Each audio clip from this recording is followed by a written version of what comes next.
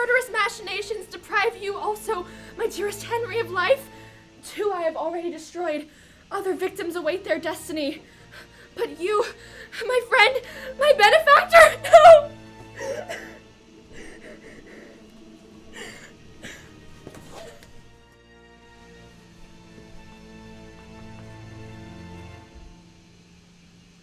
Are you better now, sir? I believe so.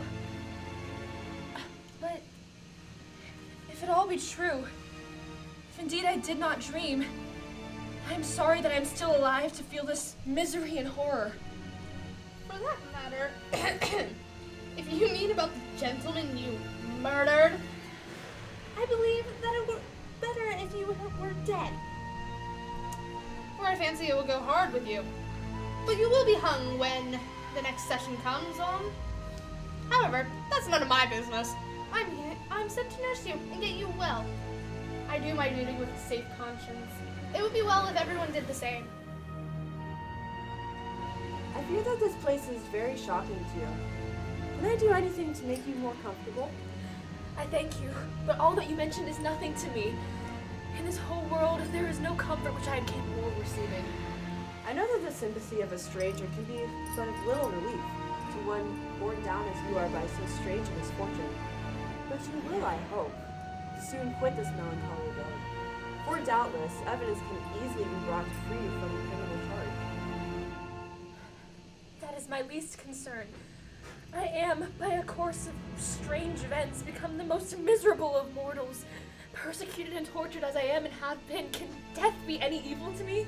Nothing indeed could be more unfortunate and agonizing than the strange chances that have largely occurred. You were thrown by some surprising accident on the shore, renowned for its hospitality, seized immediately and charged with murder. The first sight that was presented to your eyes was the body of your friend, murdered in so unaccountable a manner, and placed, as it were, by some fiend on your path. It was not until a day or 2 after your illness that I thought of examining your dress, that I might discover some trace by which I could send to your relatives an account of your misfortune and illness. I found several letters, and among others, one which I discovered from its commencement to be from your father. I instantly wrote to Geneva. Nearly 2 months have elapsed since the departure of my letter. But you are ill. Even now you tremble. You are unfit for agitation of any kind. The suspense is 1,000 times worse than the most horrible event. Tell me what new scene of death has occurred and whose murder I am now to lament. Your family is perfectly well, and someone, a friend, has come to visit you. Oh! Take him away! I cannot see him!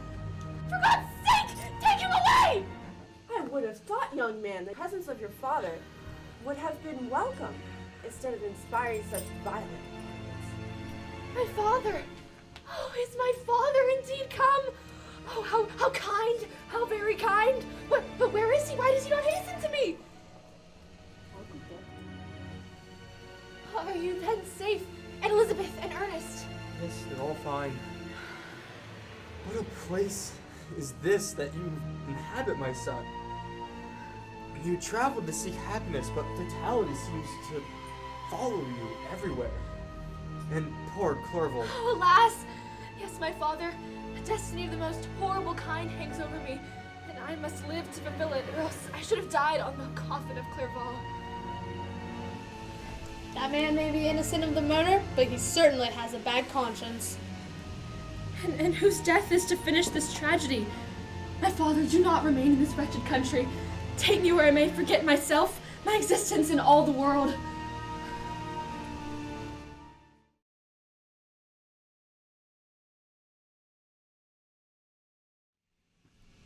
I'm here with Mary Shelley to speak with her about her new masterpiece, Frankenstein.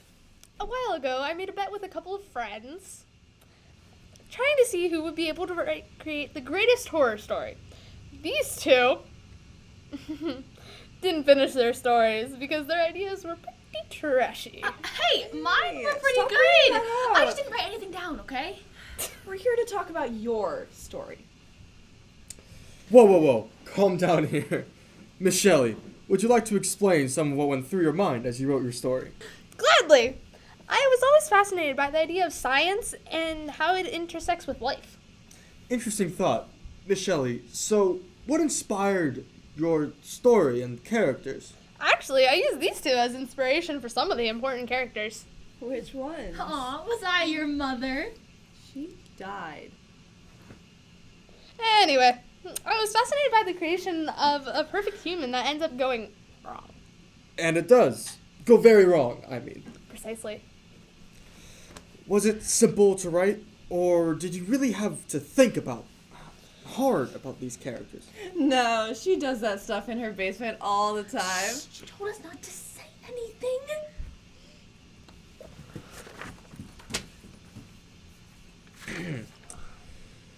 Well, I thank you for your time.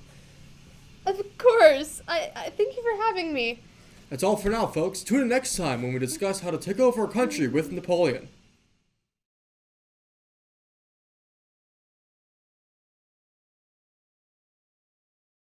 So basically, I was sitting at my little throne doing my daily affirmations. You are so beautiful. You are much better than God. You're an angel. You deserve the world. I deserve the world. So basically, I'm in this hellhole right now. Like literally this hellhole. Look around. The company isn't great here. All my little friends are kind of idiots, honestly. Like, I used to be this big angel in heaven, and now I'm like stuck here. And when I got here, I was like, this is really hot, but not in like the good hot, like in the hot like temperature way. So basically, if you're like looking to see what this is like, it's like if you were living in Beverly Hills with your dad, and then he's like mega rich, but he loses all his money and makes you live in Fresno. It's like totally awful here. I hate it. So obviously, since I was an angel in heaven and now I'm here, I'm a little fired up. So, sorry. I gathered all my besties around and gave them a little hype up speech to pregame before we got our revenge on Jesus or whatever. So basically, I was just like, the happier state in heaven which follows dignity might draw envy from each inferior. But who here will envy whom from the highest place exposes, foremost to stand against the thunderer's aid, your bulwark and condemns the greatest share of endless pain, when there is no good for which to strive, no strength can grow up there. From vection, for none which will claim in hell, precedence none whose portion is so small, of precedent paid with ambitious mind covet more. With this advantage then to union and firm faith, the firm accord, more than can be in heaven, we now return to claim our just inheritance of old. Surer to prosper than to prosperity, it could have assured us, by what best way. Whether of open war or covert guile, we now debate, we can advise, may speak. so basically that was just my little speech to my besties, but you'll get to see what they say next. They're kind of stupid. My sisters are crazy. I'm just baffled by the audacity that they have. They're really getting on my last nerve. So Satan came up to me and he's like, I want you to join me, but I don't care. I'm just living life. I'm just promoting my brands, buy Skims, KKW. And I was just like, Satan, I don't care. I cannot be bothered. I'm running 5 businesses. I don't have time for this. And he was like trying to persuade me. And I was like, I can't do that. Why would I do that? I don't care. But my sisters are really just trying to get me to join the devil, and I just can't do it. But it's just like difficult because they're like trying to like get me to join them, and I don't want to. Like, it's just really tough. But I don't want to do it. Thank you. So basically, I heard from Satan that like we're getting revenge on God, and I was like, I am all in, because like Belial, she just kind of wants to sit around and like not do anything in hell, and I'm like, hell's a great place. Like I love the new house, but I really, really, really don't like that God's up there in heaven, just sitting there like on his throne, and I'm kind of jealous, and I'm like, we gotta get revenge, baby girl. Like we gotta go.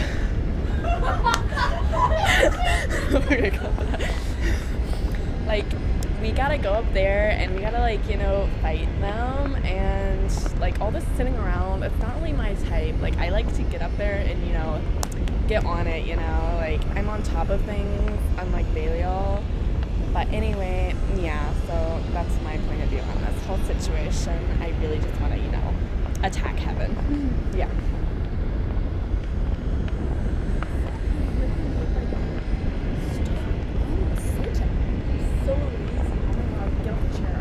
This is my throne.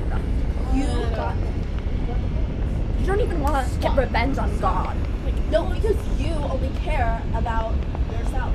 I do, because I'm the Oh my I'm God. the top angel. See, and we did that because You're rude. You're rude. Stop. If you had a business that you were passionate about, you would understand why we want to stay here. I want heaven. Heaven has better chairs. Okay. Well, Do you these see ones this? are memory foam. That one's on fire. It has lumbar support. Anyway.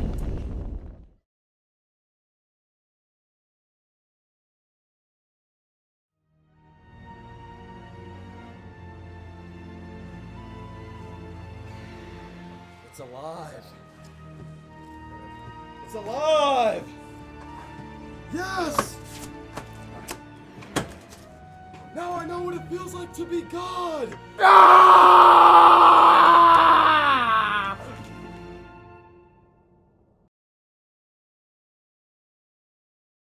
Alright. The creation scene in Mary Shelley's novel Frankenstein is a pivotal moment in the story in which the creature is brought to life by its creator, Victor Frankenstein. The scene is highly symbolic and can be analyzed in several ways. Firstly, the scene is notable for its gothic atmosphere, with its dark and stormy setting creating a sense of fear and mystery. This serves to highlight the unnaturalness of the creature's creation and the danger that it poses. Secondly, the scene can be seen as a metaphor for the dangers of unchecked scientific progress. Victor Frankenstein's obsession with creating life leads him to play God, and the consequences are disastrous. The creation is not a benevolent creation, but instead becomes a source of horror and destruction. Next, the scene can be viewed as a commentary on the role of nature versus nurture in shaping a person's character. Although the creature is created as an innocent and curious being, it is ultimately rejected by its creator and society, leading it to become bitter and vengeful. Lastly, the scene raises questions about the ethical responsibility of a creator toward their creation. Victor Frankenstein abandons the creation as soon as it is brought to life, leaving it to fend for itself in a world that fears and rejects it. Overall, the creation scene in Frankenstein is a powerful and multi-layered moment in the novel that explores themes of science, morality, and the human condition.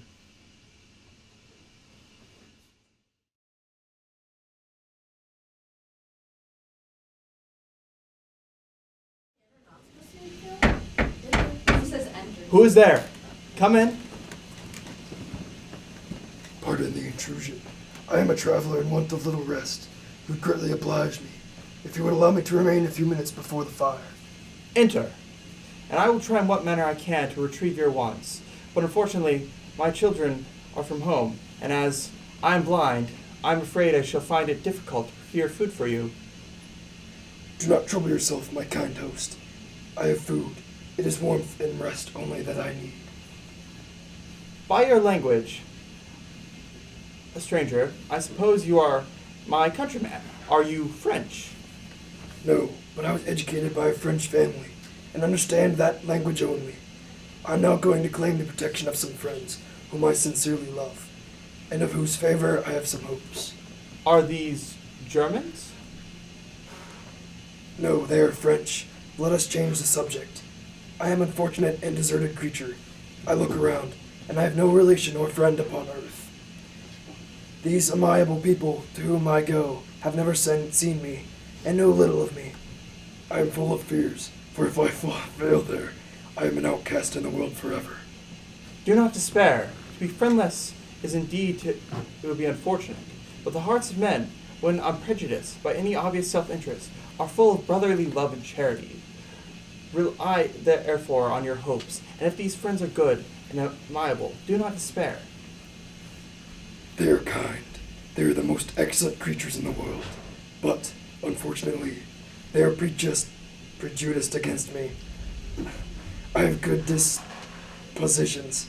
My life has been hitherto harmless, and in some degree beneficial. But a fatal prejudice clouds their eyes. Where they ought to see a feeling and kind friend, they behold only a detestable monster. That is indeed unfortunate. But if you are really blameless, cannot you undeceive them? I am about to undertake that task, and it is on that account that I feel so many overwhelming terrors. I tenderly love these friends. I have known to them, been for many months in habits of daily kindness towards them, but they believe that I wish to injure them, and that is prejudice which I wish to overcome. Where do these friends reside? Near this spot.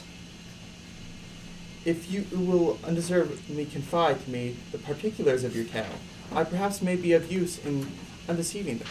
I am blind and cannot judge of your countenance, but there is something in your words which persuades me that you are sincere. I am poor and an exile, but it will afford me true pleasure to be in any way serviceable to a human creature. Excellent man, I thank you, and accept your generous offer. You raise me from the dust by this kindness, and I trust that by your aid I shall not be driven from the society and sympathy of your fellow creatures. Heaven forbid! Even if you were really criminal, for that can only drive you to desperation, and not instigate you to virtue. I am also unfortunate. I and my family have been condemned, although innocent, judged therefore, if I do not feel for your misfortunes.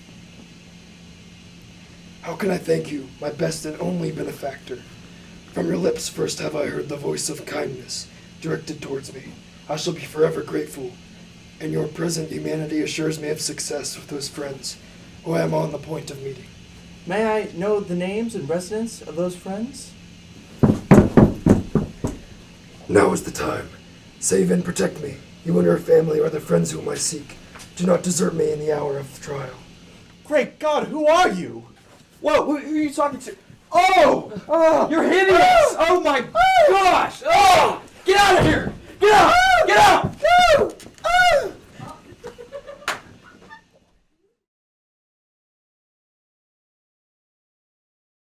Welcome to Scene Analysis with me and the boys.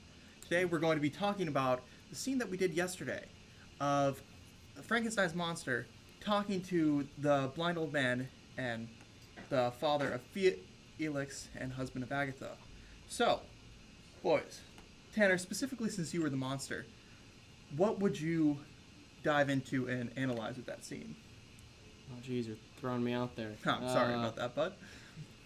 I would say it's a pretty good scene, you know. It's pretty good, you know, being the monster and all, I guess. I wouldn't say I was exactly in the greatest mood to, you know, start as the monster, but we'll say it was a pretty honorable role, you know, being the monster. About the voice. How hard was it to get that voice, you know? That was pretty difficult. Painful for the throat, yeah. Yeah.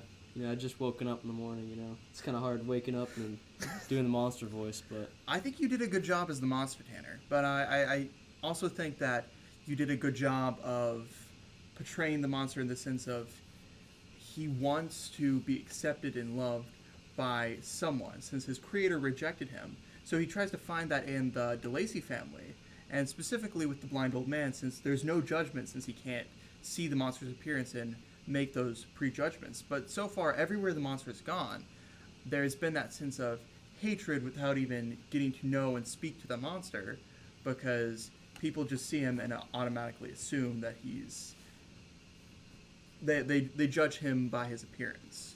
So I think the DeLacy family, specifically the blind old man, is the monster's one hope that he can actually find people who aren't going to judge him by his appearance. And it really seems that way for the beginning of the scene when he's just talking to the blind old man.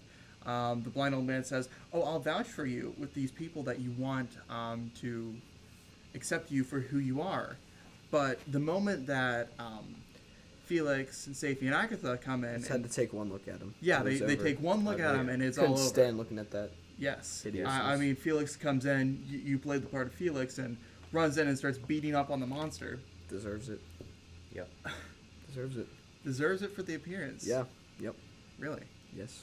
Well, it looks like we have some mixed opinions here. Tanner, do you think the monster deserves it or not? No, I don't think the monster deserved it at all. I mean, I really think it was, whenever they ran into the room, they just judged straight from appearance. They didn't actually give a chance to, get to know me as the monster. You know what I mean? I really think we're just trying to protect family. I mean, family's everything. So I when you can see your old understand. when you see your old blind man over here just talking with some guy that's like got scales and is all looking weird, you just wonder what's happening, and you freak out. So I freaked out. yeah. You Suppose freaked that's out. true. Yes. I do suppose it is true. It's a bit weird when a stranger is in your house talking with your blind father, but the monster at this point hasn't done anything wrong. Like, he's not killed anyone yet at this point. He just wants companionship and acceptance. And he's quite literally not done anything. In fact, he's been the one gathering the firewood for the family. So, do you think that they should have given a chance to the monster? No. If we could run the scene again, I probably wouldn't have screamed so loud. Maybe I would have, withheld my tongue. Maybe we would have talked with the monster before beating him up. But honestly, I feel like he could have, at least knocked and waited for us to come home. But he did knock. It was just with the blind old man because he wanted the man to vouch for him. Yeah, I guess so. But it was just off-putting to find him in a home like that. So, I suppose but so. I suppose you could make an argument for why we should have, had a discussion before just beating him. Well, that's about all the time we have, but this has been Scene Analysis with the Boys. Thank you and good night.